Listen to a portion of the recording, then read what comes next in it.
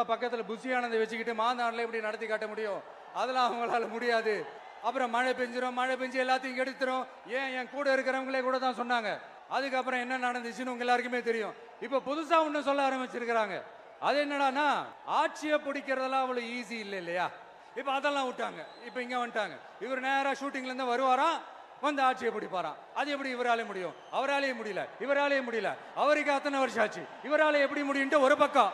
இன்னொரு பக்கம் கூட்டம்லாம் ஓகே தான், அது எப்படி ஓட்டா மாறும் அப்படின்றது இன்னொரு பக்கம். இப்படி கதை, திரைக்கதை, வசனம், இயக்கம், பாடல்கள்.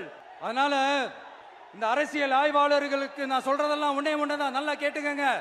இந்த விஜய் ஏதோ இந்த பல லட்சம் பேர் கூடுற கூட்டத்துல மட்டுமே இருக்கிறாரு அப்படின்னு மட்டும் தப்பு கணக்கு போட்டாதீங்க.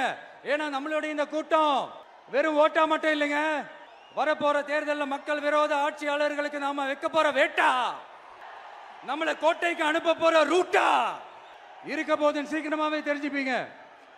ஏன்னா கோடிக்கணக்கானவங்களோட ஹார்ட்லயும் வீட்லயும் ஏற்கனவே ஆல்ரெடி உயிரா, உணர்வா, உறவா இருக்கிறோம்.